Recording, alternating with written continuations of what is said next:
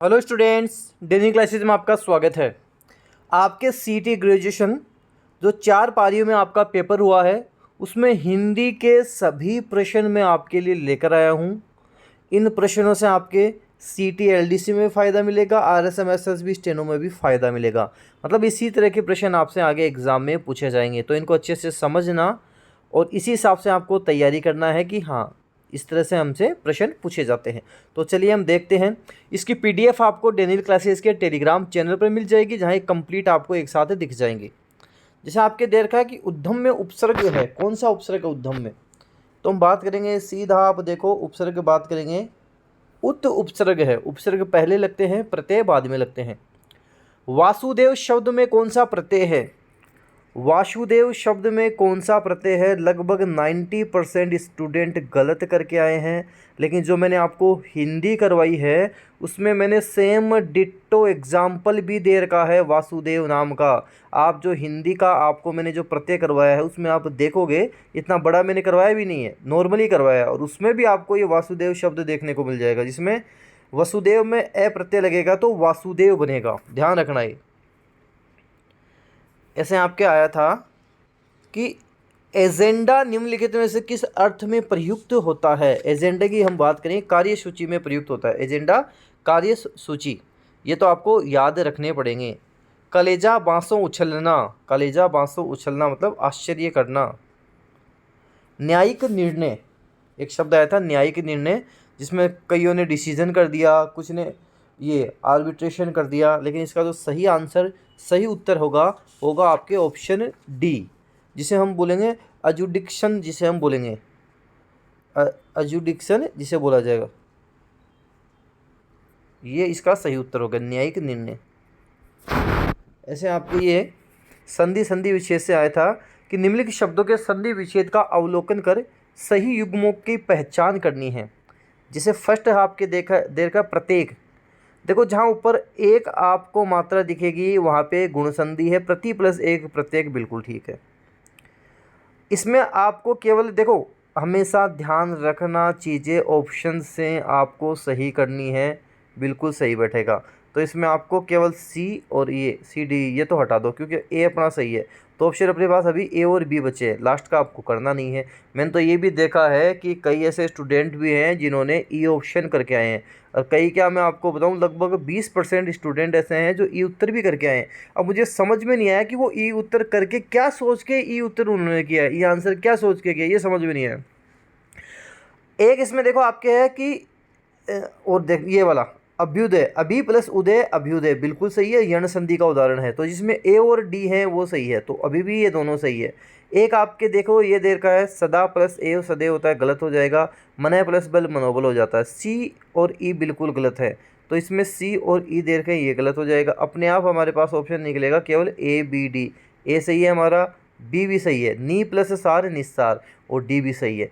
तो अगर आपको इनमें से मान लो एक नहीं भी आता ना तो भी आपका सही हो जाता। चीज़ें इस तरह के प्रश्न आपको ऑप्शन से और आसान हो जाती हैं। निम्न में से अगम का सबसे उपयुक्त विलोम शब्द चुनिए। वैसे तो ये निम्न ही गलत है, निम्न लिखित होना चाहिए। निम्न में अगम का सबसे उपयुक्त शब्द कौन सा होगा? हम बात करेंगे अगम का सुगम हो जाएगा, अगम का सुगम होगा। जिस वाक्य में वह, यह, तब, तो, या इत्यादि लुप्त हों वहाँ किस विराम चिन्ह का प्रयोग होगा?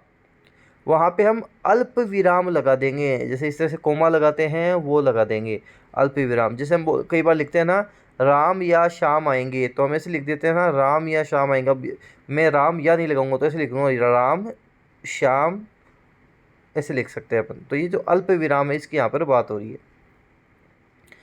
अगला प्रश्न है कि नीचे 2 कथन दिए गए हैं। देखो ये इस तरह के प्रश्न आपको मैंने इतने करवाए हुए हैं, आपके कंप्लीट ये टॉपिक मैंने आपको करवाया हुआ है, आप ढंग से देखो समझो, सारी चीज़ें क्लियर हो जाएंगी।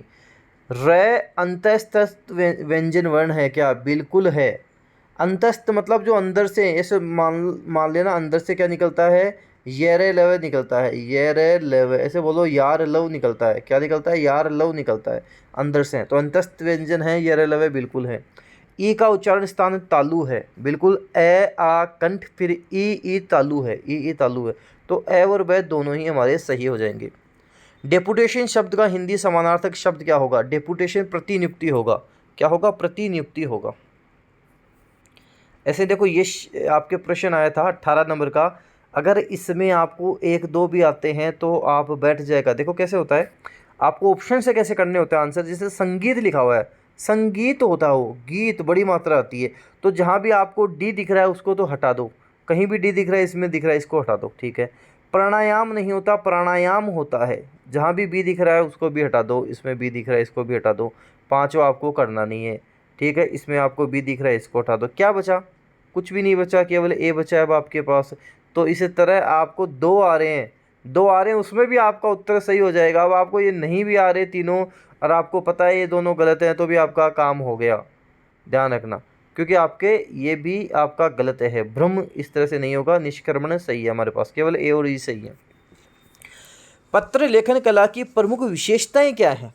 पत्र लेखन में क्या होनी चाहिए? सरलता होनी चाहिए, बिल्कुल सरलता होनी चाहिए, और स्पष्टता भी होनी चाहिए। तो ए और बी कहाँ है? ए और बी इसमें है, और कहीं ए और बी है ही नहीं। देखो आप, एक साथ ए और बी नहीं है। तो और ई है एक हमारे पास। संक्षिप्तता बिल्कुल होना चाहिए, ब्रीफ में होना चाहिए, वो ज़्यादा लंबा चौड़ा ना हो। तो इस तरह से भी आप ऑप्शंस पे जाओगे ना, तो भी आप ध्यान रखना, ऑप्शन से ज़्यादा चीज़ें आपके क्लियर होती हैं। संविधान के किस अनुच्छेद के अनुसार हिंदी देश की राजभाषा है? इसका आंसर होगा अनुच्छेद 343 होना चाहिए, बाकी हाँ 343 ही होना चाहिए इसका। जैसे कौन सा शब्द विदेशी है? तूफान विदेशी शब्द है, तूफान। कौन सा है? तूफान। ऐसे एक पर्यायवाची शब्द आया था कि बिजली का चंचला होता है। देखो बिजली को क्या बोलते हैं? चंचला बोलते हैं। चंचला, तड़ित, दामिनी, चंचला हो जाएगा। गुण संधि का उदाहरण है, अगर कुछ नहीं भी आता तो एक ऊपर मात्रा जहाँ जहाँ दिख रही है, एक सिंगल मात्रा कहाँ कहाँ दिख रही है? इसमें दिख रही है, इसमें दिख रही है, 2 में दिख रही है। कौन कौन से में? एक तो पहले में, एक दूसरे में। देखो एक मात्रा ए आके बाद में ई आए तो ए, ऊ आए तो ओ हो जाता है, मतलब ऊपर एक मात्रा दिख रही है। सत्येंद्र में दिख रही है, सत्य प्लस इंद्र, स्वेच्छा, स्व प्लस इच्छा, स्वेच्छा, ये दोनों ए और ई जहाँ जहाँ दिख रहे हैं वो सही कर दो। केवल ये रहा ए और बी, ए और बी जहाँ दिख रहे हैं वो सही कर दो। ये बोल रहा है कि आनंद मग्न का समास विग्रह क्या होगा? आनंद मग्न, आनंद आना नहीं, आनंद ही आनंद नहीं, आनंदित होना नहीं, आनंद में मग्न, आनंद में डूबा हुआ, आनंद मग्न। ऐसे आपके है कि निम्नलिखित में से किन शब्दों में प्रति उपसर्ग लगा हुआ है? प्रति, देखो यण संधि से बना है, प्रति प्लस एक प्रत्येक बना है, तो ए सही है।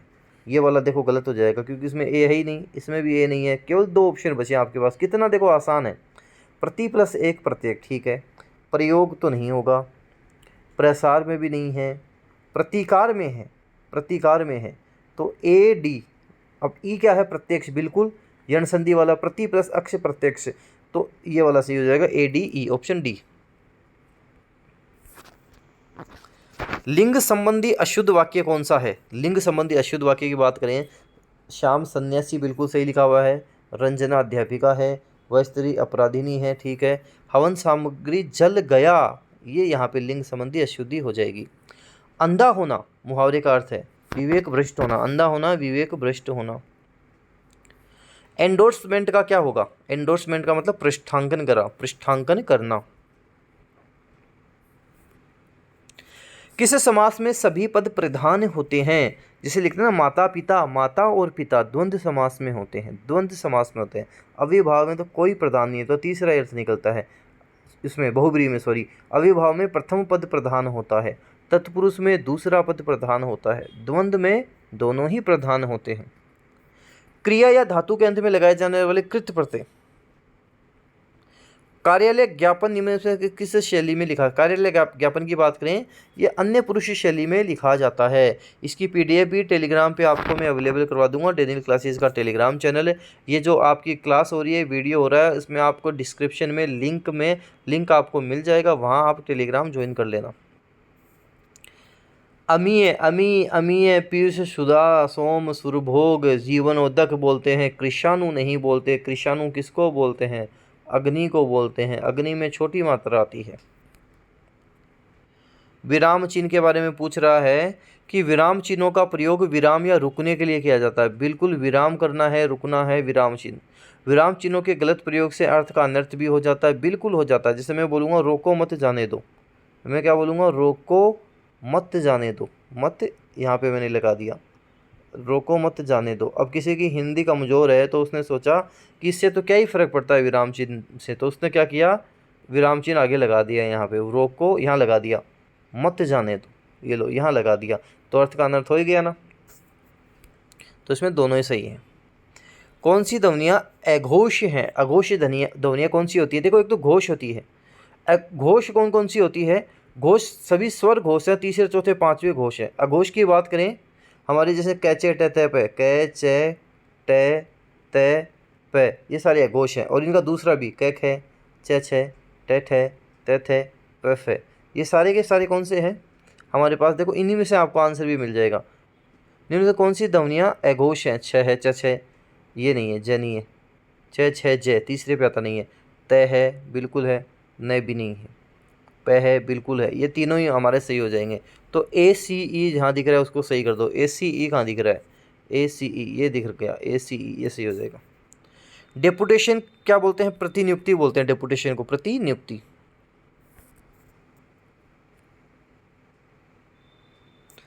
अगला है हमारे पास आजीविका। आजीविका शुद्ध शब्द कैसे लिखा जाएगा? देखो, आजीविका है, आजीविका, तो जहाँ पे ये दिख रहा है ना आजीविका, ये तो वैसे ही गलत हो जाएगा, पांचवा करना नहीं है, ये गलत हो जाएगा। केवल दो ऑप्शन आपके पास बचे हैं, तो ये इसमें सही होगा, आजीविका। आजी में बड़ी मात्रा आ जाएगी, फिर विका, आजीविका। जब एक ही स्वर के ह्रस्व या दीर्घ रूप साथ साथ आए तो दोनों स्वरों के स्थान पर कौन सा स्वर हो जाता है? दीर्घ होता है। कौन सा पित्रादेश शब्द का संधि विच्छेद होगा? दीर्घ गुण वृद्धि यण संधि हो जाएगी इसमें। पितृ प्लस आदेश पित्रादेश, पितृ प्लस आदेश पित्रादेश। स्वर संधि के कितने भेद होते हैं? 5 होते हैं। कौन कौन से? दीर्घ गुण वृद्धि यण अयादि। दीर्घ मतलब जिसमें बड़ा होता है, गुण मतलब ऊपर एक मात्रा होती है, वृद्धि मतलब ऊपर दो मात्रा होती है, यण मतलब यवर वाली संधि, ये वह रह, इनके पहले आधा शब्द दिखता है। अयादि मतलब ए ऐ ओ औ ऐ आय औ आओ, जैसे पवन नयन चैन शयन, ये वाले शब्द आते हैं। घर का जोगी जोगणा आन गांव का सिद्ध, तो घर में तो कोई वैल्यू नहीं है, देखो बाहर वैल्यू हो जाएगी। तो निकट का गुणी व्यक्ति कम सम्मान पाता है पर दूर का अधिक पाता है। जैसे आपके आसपास हॉस्पिटल हो गया, आप बिल्कुल नहीं जाओगे, दूर होगा तो जाओगे, क्योंकि आसपास यार ये तो ऐसे ही है, वो है डॉक्टर डंका दिए ये, लेकिन दूर होगा ना उसमें चले जाओगे, तो ये होता है। इनमें से कौन सा चिन्ह अर्धविराम? अर्धविराम लिखा कैसे जाता है? ये ऐसे करके, फिर ये वाला ऐसे होता है, तो ये देखो ये लिखा हुआ अर्धविराम होता है, अर्धविराम, ठीक है, ये वाला हो जाएगा। एक होता है अल्प विराम, वो ऐसे लिखा जाता है, इसको बोलते हैं अपूर्ण विराम, ऐसे लगाते थे, इसको अपूर्ण विराम बोलते हैं। इनमें से कौन से व्यंजन संधि के उदाहरण हैं? देखो, जितना आता है ना उसमें से आपका ये प्रश्न सोल्व हो जाएगा, हल हो जाएगा। ऐसे है ना कि हाँ मेरे को तो संधि थोड़ी बहुत आती है, जिसको थोड़ी बहुत भी आती है ना वो भी इस प्रश्न को सही कर लेगा। इस तरह के प्रश्न गलत नहीं होंगे उसके। कैसे नहीं होंगे भी आप देखना। उल्लास, मैंने बताया था तैदे की संधि, तैदे, उद प्लस लास बराबर उल्लास, तैदे के बाद में ल आए तो फिर आधा ल आ जाएगा, तो उल्लास ऐसे शब्द बनेगा। तो इसमें बिल्कुल है। तो जहाँ आपको दिख रहा है ए, पहले तो उसको टिक करो, इन दोनों में ए नहीं है, हटा दो, केवल ऑप्शन बी और सी बचे आपके पास, ठीक है। अगला शब्द है अनु प्लस अनवे, अनु अनवे। देखो मैंने भी बताया था ना आपको, यवर वाली संधि, ये वह रह के पहले आधा शब्द दिख जाए तो यण संधि, यण संधि, इसमें व्यंजन नहीं है। तो जहाँ बी दिख रहा है उसको हटा दो, इसमें बी दिख रहा है इसको भी हटा दो, अपने आप ये आपके उत्तर हो गया। ए अहम पुरस्कार अहंकार, सी हो गया हमारे पास, और एक ई हो जाएगा उद्धार। तो इस तरह से भी आप इनको सही कर सकते हो, ऑप्शन से सही किए जा सकते हैं, बशर्ते थोड़ा कॉमन सेंस लगाओगे तो। वर्तनी की दृष्टि से इनमें से कौन सा शब्द शुद्ध है? शुद्ध शब्द बताना है कि कुमुदिनी कैसे आपके लिखा जाएगा। कुमुदिनी बिल्कुल शुद्ध शब्द, कुमुदिनी इस तरह से लिखा जाएगा। कौन सा विसर्ग संधि का उदाहरण नहीं है? स्वर संधि, व्यंजन संधि, विसर्ग संधि। वही बात जो मैं आपको बताते हुए आया हूँ कि अगर आपको थोड़ा बहुत भी आपको संधि आती है ना, इस तरह के प्रश्न आपका सही हो जाएगा, गलत नहीं होगा। सॉरी, कौन सा विसर्ग संधि का उदाहरण नहीं है, ये पकड़ना है अपने को। सबसे पहले उन्नति को ही पकड़ लेते हैं। उन्नति, उद प्लस नति, उन्नति हो जाएगा। तो यहाँ पे व्यंजन संधि है, जैसे ये नीरस बना है, नी प्लस रस से बना है, ये भी नी प्लस च निश्चय, ये भी हो जाएगा। दुष्कर भी हो गया, दू प्लस कर दुष्कर भी हो जाएगा। उन्नति हमारा उत्तर हो जाएगा। परोक्ष में निहित समास कौन सा है? अव्ययी भाव समास है। परोक्ष शब्द कौन सा समास हो जाएगा यहाँ पे? अव्ययी भाव समास यहाँ पर हो जाएगा। देखो ये आपके प्रश्न आया था, इसमें भी अगर आपको एक भी आता है आप सही कर लोगे। एक भी आता है तो, जैसे मान लो किसी को पता है सबऑर्डिनेट क्या होता है, अधीनस्थ होता है। सबऑर्डिनेट का मतलब अधीनस्थ होता है। अब सब पता लग गया कि जैसे सी में मान लो आपको एक भी पता सही हो जाएगा, सबऑर्डिनेट मतलब अधीनस्थ। तो तीसरे में चौथा देख लो कहाँ है, तीसरे में चौथा केवल इसमें है, इस ऑप्शन में। अब आप अपने आप सारे सही हो जाएंगे। एंडोर्समेंट का मतलब पहले में क्या हो जाएगा, दूसरा अनुमोदन हो जाएगा। ट्रांसलिट्रेशन का मतलब लिप्यंतरण हो जाएगा। सबऑर्डिनेट अधीनस्थ हो जाएगा। ट्रांसफॉर्मेशन रूपांतरण, अपने आप सही हो जाएगा, एक भी आता है तो। कौन सा वाक्य शुद्ध है? इसमें हम बात करें वाक्य शुद्ध की, तो मैं आपके दर्शन करने आया हूँ, यही वाक्य इसमें शुद्ध है। संस्कार शब्द में कौन सा उपसर्ग है? सम है। सम प्लस कार बराबर संस्कार। यमुना का पर्यायवाची शब्द नहीं है। अर्कजा, कृष्णा, कालिंदी। अर्कजा, कृष्णा, कालिंदी बिल्कुल है। देखो कई कई तो ऐसे भी स्टूडेंट हैं जिनको मैंने कई बार समझा दिया कि ये नहीं शब्द पढ़ लेना। सर हमने नहीं तो पढ़ा ही नहीं था और हमारा तो हम कृष्णा ही करके आ गए। ऐसे भी कई स्टूडेंट है। ये पढ़ो, अनुत्तरित वाला ये नहीं करना, जब माइनस मार्किंग आपके नहीं है, इन चीज़ों को समझो आप। ध्रुव नंदा, ये गंगा का पर्यायवाची शब्द है। देखो एक प्रश्न आपके हिंदी का था जो पहला प्रश्न था, इसमें मेरे अकॉर्डिंग जो आंसर होना चाहिए, देखो मेरे हिसाब से तो क्रमधारीय होना चाहिए प्रिय सखा में। अब कई जगह ऐसा भी है कि द्वंद्व भी देखने को मिल रहा है। अकॉर्डिंग टू मी इसमें क्रमधारीय समास होना चाहिए। अब आप भी कमेंट करो कि इसमें क्या समास होना चाहिए, क्या हो सकता है, सभी कमेंट जरूर करें। इसकी पूरी पीडीएफ जैसे आपको देखने हैं, हिंदी के सारे प्रश्न एक साथ, चारों पेपर के प्रश्न देखने हैं, कंप्लीट पीडीएफ आपको डेनियल क्लासेस के टेलीग्राम चैनल पर मिल जाएगी। लिंक डिस्क्रिप्शन बॉक्स में मिल जाएगा, वहाँ से आप देख लेना और शेयर सबको इसको कर देना। धन्यवाद।